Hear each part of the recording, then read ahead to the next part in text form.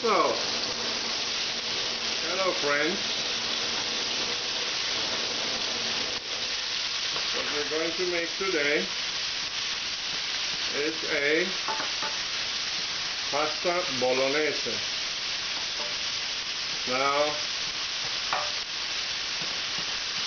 a bolognese sauce is obviously something that has been cooked for a long time in many houses, in many restaurants, in Italy originally, and eventually all over the world. So, obviously there is an infinite variety of recipes for this one particular sauce, or some people call it a ragu. Now, what I'm doing today is a recipe that I have learned while I was living in Italy. I was living in Torino, northern Italy, many years ago, and the mother of my then girlfriend, she made a wonderful bolognese sauce, and this is how I remember how she made it. Now, she used either veal or pork, or many a times a specialty is donkey meat. Now, donkey meat is ideal for a bolognese because you have tomato in your sauce, which is a little bit acidic, more or less, depending on the tomato. And in order to balance this, horse meat or donkey meat has a natural sweetness to it. In Europe, we have special butcher shops that do sell, well, they slaughter and then sell donkey and horse meat.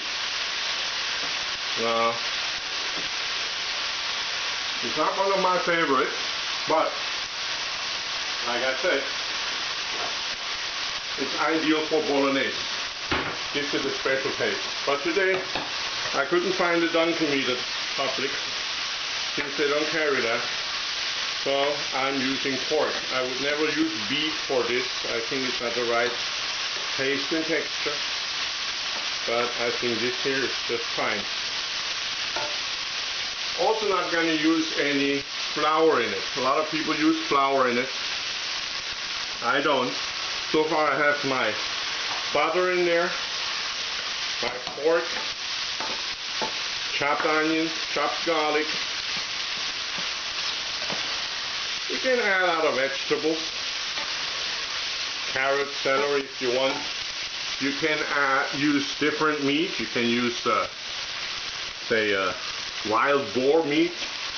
You can make an all vegetarian bolognese sauce. Also very common these days in restaurants, on menus. Like I said, any meat. You can use lamb, beef, as I do pork, any game, chicken. So here we go. Okay, so I added a can of crushed tomatoes. If you don't have crushed tomatoes, tomato paste and a little stock will do fine. But this is just good for me. Again, I'm going to add some red wine. Not everybody does. I do like to have my red wine in there. And very traditional in Italy, and for an original bolognese sauce, we're going to add a little bit of milk. Here we go. So that should be just fine. Gonna cook that down for a little. Not much to it. Gonna add some kosher salt.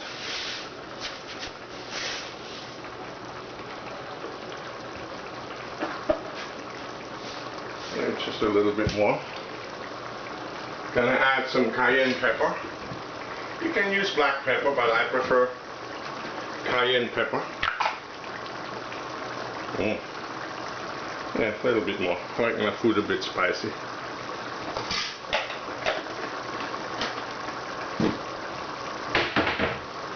Good, so. Okay, so this is almost done. Obviously the pork doesn't take long to cook. And I'm actually going to thicken it with little Parmesan cheese, grated Parmesan cheese. So meantime, my noodles are done, my pasta, tortelli.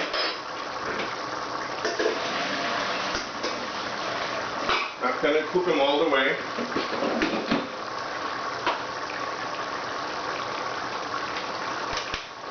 Otherwise, I finish it in the sauce, and when they sit a minute, they would get a little bit too dry. Good, so, gonna taste that baby.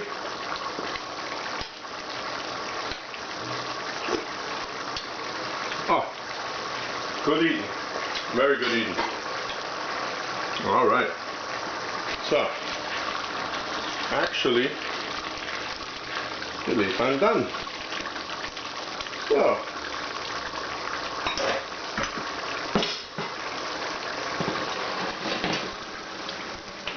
as usual, I'm going to finish it up now.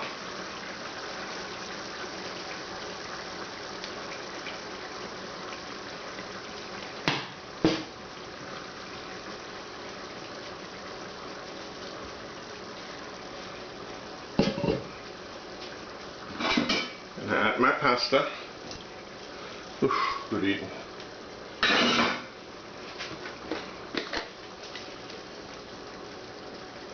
Parmesan cheese.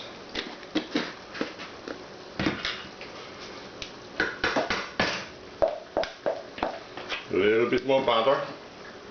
And of course, my sauce.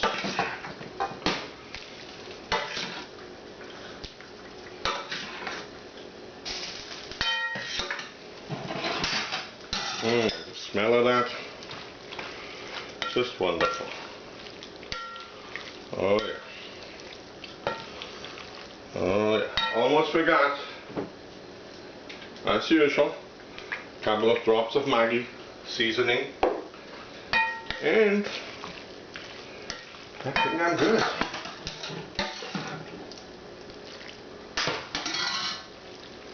Wonderful. Smells good.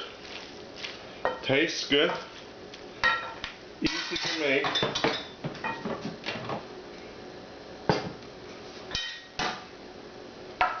And here we go.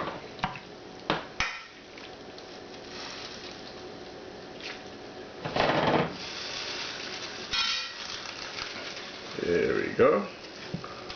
Fusilli Bolognese. And of course a little bit of freshly grated Parmesan on top. Here we go. Bon appetit.